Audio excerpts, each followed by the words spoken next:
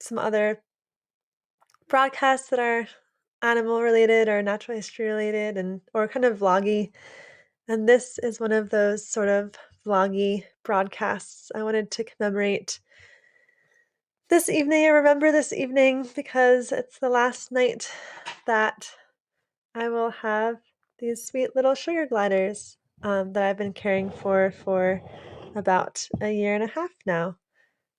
They are um, going to school tomorrow at a new home. I won't be able to keep them and care for them when I am doing my fellowship abroad in Borneo as a Fulbright Nat Geo Storytelling Fellow. So I need to find them. I had to find them a new home. And so, yeah, sugar gliders. So I thought that I'd share them and have a little parting party and give them one of their favorite food, which is avocado. Hey, Peter. Hey, Zach. Hey, Jeffroni. How are you guys doing? Hi, Linda. So this is not a bug scope because they're not bugs, but they are bug lovers like me. They love to eat bugs, and so we can feed them. These are sugar gliders. They're marsupials native to Australia. Here in North America, our equivalent are flying squirrels. And Bindi, there's two here. They have really big, buggy eyes. You share favorites, Peter. Avocado, awesome. Yeah, they're crazy about avocado. They also like to eat mealworms, which I have right here. Bindi particularly loves the mealworms, so let's find Bindi. She's the girl. Bindi, come here. They also don't love the light because, and they're very shy. So as you can see, they keep on diving down into their Oh, she gave me a little bite to say, "Leave me alone." Right as Linda says, they seem so tame. Um, she just a little nibble to be like, "Leave me alone." But once I take her out, she should be okay. So here's Bindi. She's the girl, and she loves to eat. Oops, here. She loves to eat the mealworms, but she's also really scared right now. She's probably also pooping at the same time because that's what sugar gliders do. They have super sharp claws and they poo and pee when you take them out of their enclosure. And so when I had Dundee out, which is the boy, a moment ago, he left a long trail of pee dripping down my arm with a nice little poop in the middle of it too. So, um, yeah, and then lots of scratches too, so that it all gets in my bloodstream. So we are tight, me and these little critters. Here, let me get her another mealworm. Here you go. Here you go, Bindi. Here you go. She wants to get back into, she's very shy. She's trying to get back with Dundee. Oops, into the pouch. Maybe she'll jump for us. Jump or not jump? All right, she's gonna go back in the pouch. All right, Dundee, Dundee doesn't like the mealworms as much, but once I get the avocado out, call them poop gliders. Yeah. Yeah, that's another good name for them. But, um, yeah, so big eyes because they're nocturnal, and I'll give them some avocado, which they love and are crazy for. So there they go, going to town. Oops, get them centered. They love, it's a treat. You can't give them avocado all the time or else they'll gain too much weight. But I can't figure out where to put my face right now to see the comments and stuff. But aren't they so adorable? Yeah. So, I'm doing this broadcast because this is my last night with them. Tomorrow I'm taking them to school. I'm taking them to a local school here in Atlanta, Georgia that has a really cool policy. It's a Montessori style school, and they have this system there where they have an animal in every classroom. So they have a bearded dragon in one classroom, they have fish in another classroom. They have geckos and lizards and some of the other ones. They also have a turkey. They have goats and they have chickens. And so tomorrow they'll also be getting some sugar gliders in one of the classrooms so that their students will get to learn about all these animals and connect and learn husbandry and all sorts of things. So I'm really sad. Selfishly, I'll definitely miss having these really sweet, fluffy, curious, beautiful animals. But I know that they're going to get really well taken care of and bring a lot of joy and excitement to the kids who are the school's ages like preschool. The preschoolers won't really interact with them, but like preschool to middle school. So I know that, and they have a dedicated person who takes care of the animals. So I know that they're going to get a lot of delight and attention and affection and curiosity from the kids. So, hi Veda. Did they get enough exercise? Yeah, so they have in their container, they have um a like a sort of like a hamster wheel. And then also when I take them out, they get to run around a bit too. So, um so yeah, they are very active at nighttime and love running around and they'll if you like put a string knot in their cage, they might undo it. They're very curious critters. They're licking Dundee, which is the male, which he has two little like bald patches right behind his eyes. That's how you can tell the difference. Is like licking every last morsel of this avocado. I have another piece I'll give them, but then that's gonna be it because I gave them so much avocado already.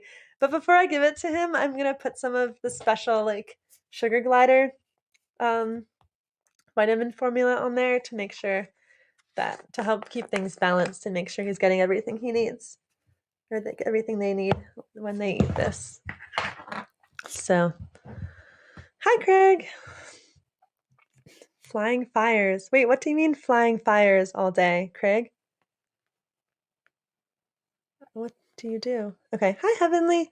Here, so I'm gonna give them a little more avocado. We'll see if they're already trying to hide back in the cage. Here you go, Bindi. Here's Bindi the girl. So she grabbed it with her mouth. And now, uh-oh, she's getting little bits on my computer surface. I need to cover my computer with something. Here. Oh, it's such a mess. Ah! I'm gonna regret that tomorrow. Hopefully there won't be any avocado gunk in my computer keys by tomorrow. Oh, yikes. If I gave them a whole avocado, that's like bigger than their own bodies. But that'd be really fun, Zach. Yeah, they're super messy, but you gotta, I mean, can't help but forgive these adorable little soft critters who are just living the life, just doing what they do, which is hop around and, um, yeah, they're colonial species and they, yeah, super cute. Oh, wow, I didn't realize that, Craig, wow, you must be really busy right now. Thanks for doing what you do. I hope things get under control. Um, so yeah, they are about 4 or 5 years old, and sugar gliders live to be approximately 12 years old. So they're a little younger than middle aged for a sugar glider. And they make these really funny noises when you don't see them and they're in the pouch. They'll make these noises they're marsupials. They make these noises that I call gremlin noises. I don't know if there's an actual name for it, but when you can't see them, it's only when you can't see them that they make these noises. They make these like really gravelly, like rah, rah, rah, rah, rah, rah, rah, sort of noises. Um, and it sounds like a weird, scary monster thing. But then they don't make that noise as soon as you see them, which is kind of an interesting behavior, I'd say. And then, are you familiar with that, Jeffroni? Do you have sugar gliders or you've kept them? Um, do you agree with my impression of that noise? That rah, rah, rah, rah, rah, rah, rah, rah, rah, like that. um, and then uh when you do see them and they're hopping around their cage at nighttime, they make a whole different noise. That's like a barking noise, and it goes something like rah, like that. Rah, rah. So that one sounds like a little like dog or pup of some kind. Your daughter had them. Yes, perfect impression. Thank you. I've been practicing. Um, wow, Veda. Interesting that your ex-husband came home with one around them around your neck. Yeah, if you don't know what they look like or who's making the sound, it's really freaky. So, um, yeah. Yep, some sweet bling. Yeah. Wait, so what happened with the sugar gliders? Did you guys keep them? Was he borrowing them? Like, they're definitely a commitment, which is in part why I'm giving them to the school because with my fellowship coming up, and with moving around so much, I'm just not able to take care of them adequately. I got them from my sister's boyfriend who had them, and when he moved to California, the two states where you're not allowed to have them are California and Pennsylvania. So he had to find a new home. So Ramon and I adopted them. And so that's how I got them. And yeah, super sweet. I love their names, Bindi and Dundee. Um, oh, still has them. Wow. Yeah. Uh, and one is still alive. Oh, yeah, they're hopefully the one is still okay because wow, they're really trying to dig in here. So I might um either give them more treats or let them be. Let's see. They love spinach, so we can see if Bindi will be tempted back out by some spinach. Dundee usually doesn't eat his vegetables as much, at least when I'm present, as much as Bindi does. So Bindi, do you want some? Oh, he's scared though. I can see he's shaking a little bit, but it's okay, Dundee. They do like being scratched right behind the neck, though. Yeah. Oh, here. Here. Do you want the spinach? No, they're more preoccupied by the fact they're being so disturbed. But they might like their gravy cube, so I can see if Dundee wants to lick that. Do you want that? Do you want that? I think the light just might be too bright. I'm going to turn off this one light to make it a little darker and more comfortable for them. Oops. So sorry if it's a little more grainy now, but it's trying to make our guests comfortable right now so that they'll stay out and say hi. Here, instead of burrowing back into the hole. Oh, there was like a month ago, I was trying to take pictures of them and to try to help rehouse them. And I got Dundee out, and then I was trying to get Bindi out. And when I flipped it inside out, no, it was Dundee. When I flipped this container inside out, Dundee had his head like inside of a hole of the seam of this pouch. It was hilarious and it's kind of sad, but he was happy with his head in the pouch, in the hole in the pouch. He actually then climbed. No, he took his head out that time, but there was another time when he completely climbed in between the seams. Oh, Dundee's still nomming on this avocado peel. Look at that. He is enjoying that. I think the cube is too cold. This cube is mixed gravy food. Um, he wants a gourmet burger. Yes, only the finest. I think turning off the light was helpful. They seem a little more chill and relaxed. Yeah. Hi, Bindi. It's very cute to watch them like look around. And then they dip their head back under and um trying to figure out what's going on. Here's a nice view of what they're famous for, those arm flaps.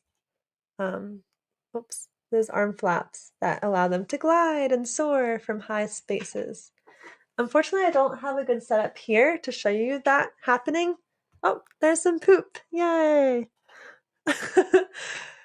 Oh, hey Nick, how are you? Yes, they're nocturnal, hence the nighttime broadcasts.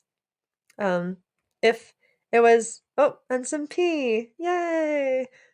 Oh, that's why I have this toilet paper here. Sometimes when people first take out the gliders in the evening, they'll do this thing called treadmilling. Oh no, no, definitely dripping pee. Okay. They'll do this thing called treadmilling where you have them go over your hands like this to get it all out of their system. And you can see why that's a good thing to do, because that way you don't get covered in their pee. And I'm definitely going to take a shower after this because I also now have it in my hair. So yeah, very fun. All right, let me just wipe off my shoulder. Now they're getting active. They're like, if we can't hide in this pouch in peace, they're going to get out of here and go find like a new place to be. All right. Let me put this down. If they get too excited and start running around, I might go put them back and end the broadcast. But let's see. Yeah, get some more toilet paper. Yeah, so this is, oops, this is Bindi. Yeah, they're kind of scared right now. It's probably too because we just moved all the way from Michigan to Georgia, so they are in a very unfamiliar environment. They're still getting used to it. But yeah, with every sugar glider, you get a clean suit and goggles. Yes, yeah, they're very messy, but very cute. And I am like allergic to them too, which is probably not super great. It's not like a really bad allergy, but because their nails are so sharp and so they'll inevitably scratch me a little bit when they're walking up and down.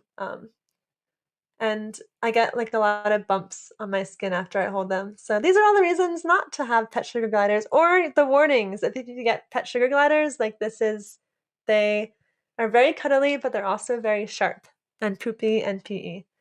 Yeah. I'm working remotely for the museum still, like part-time, but and I'll be, to answer Craig's question, and I'll be in Philadelphia for many weeks, for like 3 or 4 weeks in October. So, but yeah, there they are. Uh-oh, Nikki says Freddie did a number destroying my yard today. Eating lots of food or running through it or what? Oh, I got a little jump, you guys. There's a little jump for you. I can see if they'll jump down. I don't know what they jump to though. Maybe they'll jump to the edge of the chair. Gonna jump for everybody? No? No. It helps if there's a second person to get for them to jump to. And I don't have a second person with me right now to do that with. But or maybe, yeah, I have no platform, unfortunately, for them. Whoops. To jump to, but they love to be on the back. And if I had a hoodie on, you bet they would be like underneath the hood, like the flippy hood that sits on the back. They'd be underneath that. That would be their, that'd be where they'd be hiding right now.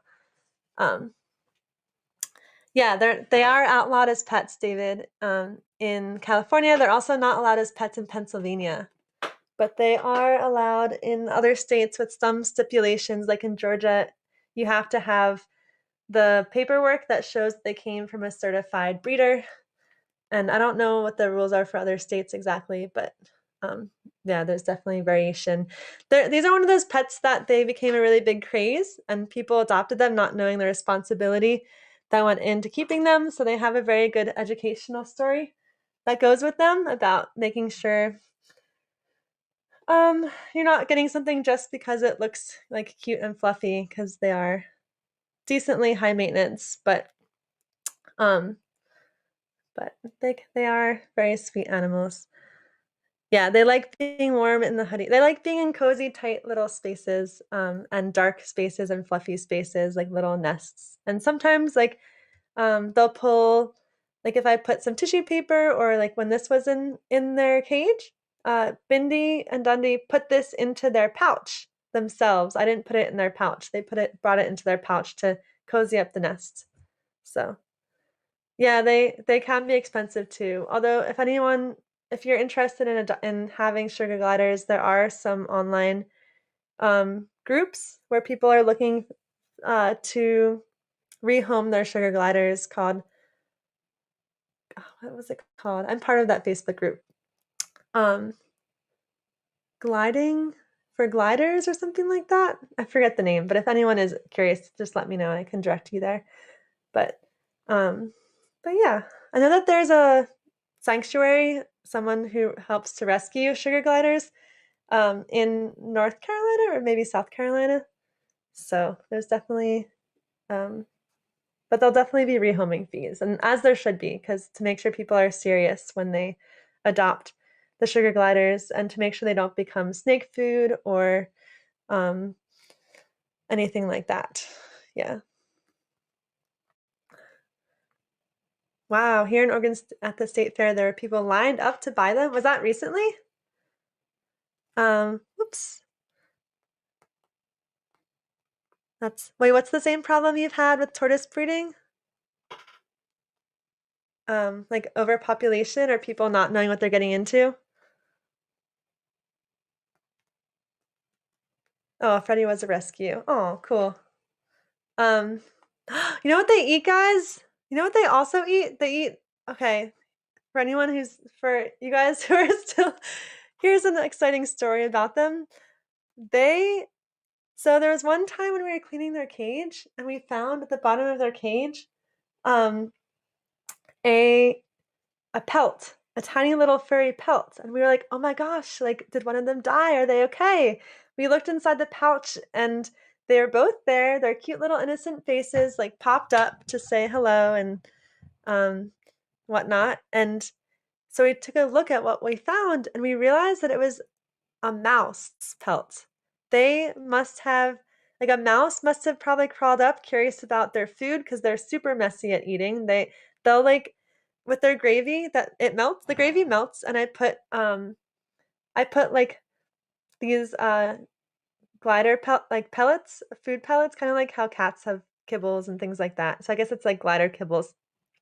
Like they'll lick the gravy off the kibble and then they just throw the kibble to the side. They're like such messy little animals. Anyway, but they must have grabbed this mouse, dragged it inside the cage, and eaten it. They're omnivorous. In the wild, they eat mice and other little rodents and things like that. And so they are like better mouse control than my cat. They completely ate and enjoyed, I think, this mouse. There was no like just it wasn't disgusting anymore because it was all dried up. So they ate enough that it didn't sit and rot. It's like pretty amazing. And luckily they didn't get any parasites. It's not really advised to do that because they could get parasites or something like that. But um pretty wild. They like the sauce more than food. They do like the sauce more than food. Way more than the food. That's like the kibbles, something that they have all the time. They have access to all the time. And it's dry, I guess. I think that they like in the wild they'll drink saps and nectars and things like that and fruits. So I think that they like the liquid that's probably involved in that as well. Oh, I thought of a way to have them jump. If I put their pouch here, if I hold them up high, maybe they'll jump down to their pouch. Let's see. They're definitely getting a little restless and wild. Let's see. Let's see. Gonna jump to your pouch? I put it right in front of the TV, right in front of my computer. You want to jump to the pouch? Here. I'll put it up actually right there. You want to jump to your pouch? Right there? Right here? Let's see. She looks like she might be eyeing it up. No? Go, go, go. Maybe not. I wonder if they sense the movement on the computer screen. Pelt. Yeah, the pelt. Thank you. Whoa. All right. I think I'm going to put them back, you guys, because they're getting pretty, pretty wild. I guess it's good exercise for them, but now she hops into the pouch when she's like inches away. But that's okay. Oh, but maybe if she's in here and then Bindi sees her in here, he'll jump in there too. Will that happen, Dundee? You're gonna do that? You're gonna do that? Wanna jump to Bindi? Jump to Bindi? Maybe? Maybe not. Okay. Woo! You heard him land. Yeah. Oh, Okay. Yeah, I'm gonna put them away. Yeah, good to see you guys too. I head overseas to my fellowship, hopefully in what's it called? The spring. Once COVID settles down, hopefully in the spring. Here you go. Nope, not going in. He's not going in anymore. There we go. There you go. I'll give them their little fluff too to hide in. Oh, I love that, Nikki. If you are still up for sending that. Right, I will remove the guard on my computer and hope blow away. One sec. I'm gonna mute my mic so I can try to clear off my computer keys. Right, tried to blow off the debris. Yeah, actually, Craig, when I first went to Borneo, one of the first things I saw as I was landing, even before I even hit the ground, was a helicopter, I think, that was carrying water to help douse the fires because they have major fire issues over there with the peat burning and um like never going out. So, oh, I can feel wow, I'm definitely gonna be I'm definitely all scratched up. It probably doesn't come across in the video, but um I'll be remembering I have my souvenir for the next couple of days once I drop them off at school. I will they have left their mark for a couple days now since I'm all scratched up. Yeah, advice, make sure you wear like a hoodie when you're handling them to not get scratched up. But I didn't really plan ahead right now. And, oh well. Okay. Yeah, thanks guys for joining this evening. And I will catch you guys later. Yeah, and hopefully the sugar gliders will enjoy their time and I hope that they quickly get used to their new environment at the school. They're very scent oriented, and so being in a new place, I mean, for any animal is scary because you don't really know what you can trust and um, habits might change and things like that. So I definitely am wishing them a very swift transition. Tomorrow they get dropped off at 10:15. I'll be talking with the middle schoolers to do an educational program with the sugar gliders when I drop them off. And you know what else? Um, I am going to be giving this school a tarantula too. So they'll get a tarantula for one of their classrooms as well. They said that they have a classroom that's really looking forward to receiving a tarantula. So one of my 5 tarantulas will be going to this Montessori school as well. And that brings me back to 3rd grade, because my 3rd grade classroom had a tarantula. And that's one of my first times I got the opportunity to hold a tarantula back in 3rd grade when I got to keep the tarantula over summer break. And it was really awesome. So, um, yeah, thanks guys for joining. It was fun. Well, I have to go so I can get. Oh no, I think he's looking for food. He just tried to drink out of like a. This is what you're looking for, Dundee. Here, I'll show. We can end it with this. Dundee. Oh, getting the avocado peel, of course. I thought he was going to drink some of the gravy, but nope, avocado first. Okay. Yes, and my love of bugs began. Actually, yeah. Before I end, let me see if I can just find that picture because it's a really classic picture.